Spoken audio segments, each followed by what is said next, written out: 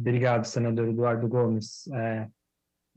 Primeiramente, boa tarde a todos e todas. Eu gostaria de também, assim como a professora Laura e o Fabrício, e também, obviamente, os demais colegas de comissão de juristas, parabenizar o Senado e o Parlamento brasileiro por avançar no tema e no debate sobre a necessidade de uma regulação de inteligência artificial no Brasil. Sempre me vem à mente uma frase bastante sábia do próprio senador Eduardo Gomes, que o tema ele é urgente, ainda que a gente precise debater ele com bastante cautela e prudência, né? Porque, como bem lembrou o senador astronauta Marcos Pontes, não é uma discussão futurista, é uma discussão do presente, tanto para a gente poder experimentar os benefícios que vão desde utilização de inteligência artificial para agricultura de precisão, diagnósticos mais precisos na área da saúde, como vem surgindo, mas também dos malefícios, que inclusive foram bem lembrados pela professora Laura, aqui de prisões ilegais por meio de reconhecimento facial e também algo que tem amplificado o fenômeno de desinformação, principalmente agora com as chamadas IAs generativas. E secundando também o que foi dito anteriormente pelo colega Fabrício, é importante posicionar no tempo uma cronologia da onde que nós estamos, considerando inclusive o próprio projeto de lei, que é objeto específico dessa audiência pública, que é o 2338 de 23, aonde que nós estivemos anteriormente, onde que nós podemos estar, né? Como o Fabrício bem lembrou, a gente tem, por assim dizer, um contínuo dessa discussão e que foi amadurecendo não apenas aqui no Brasil, mas também fora, com discussões regulatórias não apenas na União Europeia, mas como bem lembrou a professora Laura, em organismos internacionais, como a Unesco, Organização para a Cooperação e Desenvolvimento Socioeconômico. Em todos esses fóruns, é importante mencionar, a gente tem uma certa clivagem no sentido de que essa regulação ela precisa acontecer e ela precisa minimamente procedimentalizar quais são os direitos e os deveres em jogo, né? Então, acho que esse é um ponto importante de ser relembrado e que me leva ao segundo ponto, que falar que uma regulação que tenha um mínimo de prescrição, um mínimo de dose de procedimentalização, não afasta o seu caráter principiológico, mas muito pelo contrário, significa dizer que esse projeto de regulação leva a sério diretrizes e princípios, porque caso contrário eles não poderiam ser operacionalizáveis, concretizados, né, por meio dessa proposta regulatória. Então, dou aqui um exemplo. De nada adiantaria se a gente firmasse um princípio de não maleficência ou não discriminação da aplicação de sistemas de inteligência artificial se nós não tivéssemos os direitos todos fixados e bem operacionalizados, como propõe esse projeto de lei, de explicação, de transparência, ou até mesmo as chamadas avaliações de impacto algorítmico. Então, acho que esse é um ponto importante do debate que tem sido cada vez mais ressignificado. Uma lei que minimamente procedimentaliza os direitos e deveres em jogo, ela não é contrária a um espírito de uma lei principiológica. O terceiro ponto que me faz também rememorar um pouco os debates que nós tivemos na comissão de juristas e que certamente também esse parlamento irá enfrentar é a conciliação de uma abordagem baseada em risco e em direitos, né? Então, como propõe o projeto de lei que nós estamos debatendo aqui nessa audiência pública, ele procura minimamente tentar delinear quais seriam os contornos dessa difícil equação, tanto prevendo riscos que são, por assim dizer, inegociáveis, porque colocam determinados direitos que são essenciais para o pacto, para o contrato nosso social. Então, tem a ver, por exemplo, com questões relacionadas à manipulação cognitiva ou adição de crianças e adolescentes, né? Esses são alguns dos riscos listados exemplificativamente nessa proposta, como também em determinados cenários contextuais de aplicação de inteligência artificial, onde que você deveria ter um dever de cuidado maior, né? Então, é muito diferente a aplicação de uma inteligência artificial que vai, por exemplo, fazer a filtragem e a avaliação de currículos e vai, por exemplo, de certa maneira, tensionar o acesso ao mercado de trabalho de uma pessoa, quando, por exemplo, uma mesma tecnologia de inteligência artificial, às vezes treinado sobre os mesmos parâmetros técnicos, vai fazer uma simples automatização de um chatbot, de um site ou de qualquer outra interface que a gente possa imaginar. Então, o desenho proposto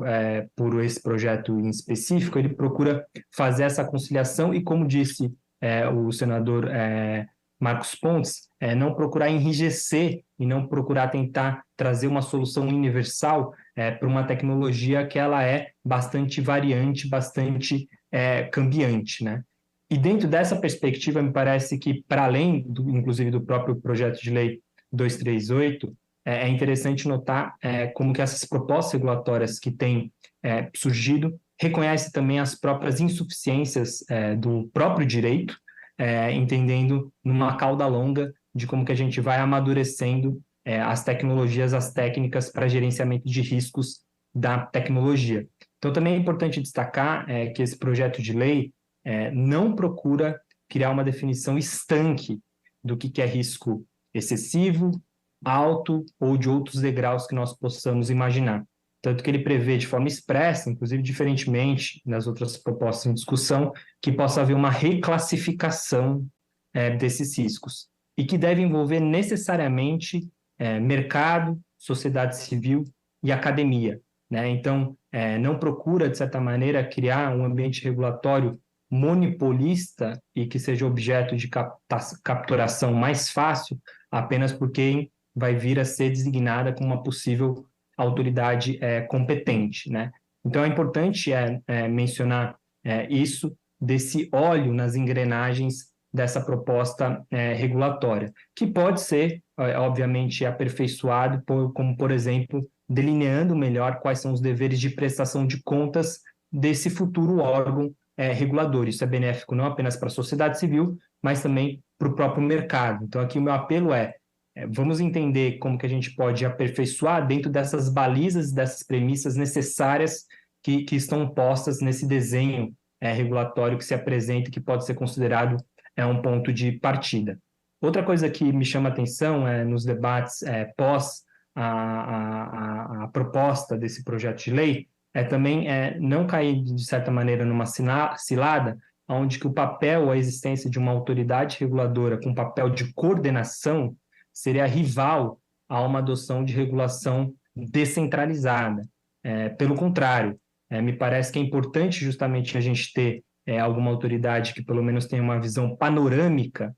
de inteligência artificial para que a gente possa estruturar os padrões mínimos comuns a todas as áreas, a todos os setores, como deveres básicos de informação, e que esses setores possam elevar essas fundações de acordo com as suas respectivas particularidades. Esse é um outro ponto importante que vem aparecendo no debate, que eu acho que é importante a gente poder rememorar e tentar desmistificar. E aí eu concluo, nesses meus breves 10 minutos, tentando lembrar como que outros processos legislativos eles foram bem-sucedidos, porque a gente acabou tomando como ponto de partida determinadas propostas regulatórias que, sobretudo, eram em sintonia com o que o restante do mundo vinha debatendo, né? A exemplo da Lei Geral de Proteção de Dados Pessoais. Depois que a gente teve um certo consenso sobre que o projeto de lei que havia sido então encaminhado pelo Executivo era esse ponto de partida, a gente pôde, mercado, sociedade civil e academia, refinar esse projeto de lei, e obviamente ele não é perfeito, tem as suas imprecisões, mas sem dúvida tirou um certo imobilismo da discussão que a gente veio a ter no parlamento. Me parece que a gente está nesse ponto de inflexão. Qual é o nosso ponto de partida hoje que está sendo feito no Legislativo brasileiro? Me parece que o ponto de partida tem que ser necessariamente essa proposta que a gente está debatendo especificamente nessa audiência pública, porque, como a gente mencionou, ele é um contínuo, uma evolução de todos esses debates que iniciaram na própria Câmara dos Deputados, chegaram no Senado e que agora passa por um objeto de evolução e de sofisticação. Dito isso, acho que a principal mensagem a ser colocada é que regulação não é contra inovação. A gente está falando necessariamente de fixar direitos e deveres que vão reforçar a confiança em todas as trocas econômicas, né? Inovação não é uma corrida de 100 metros rasos, mas é uma espécie de maratona. 15 segundos. Se a gente não tiver essas garantias minimamente estabelecidas, de novo, uma procedimentação mínima para que esses princípios possam florescer, a gente vai ter uma quebra de confiança, não apenas nas trocas econômicas no sentido mais amplo, mas na própria adoção dessa tecnologia. Me parece que esse é o principal fio condutor que a gente precisa ter em consideração quando a gente for avançar e considerar aperfeiçoamentos hoje na proposta ou nas propostas que estão sob objeto de avaliação do Parlamento brasileiro. Obrigado, senador.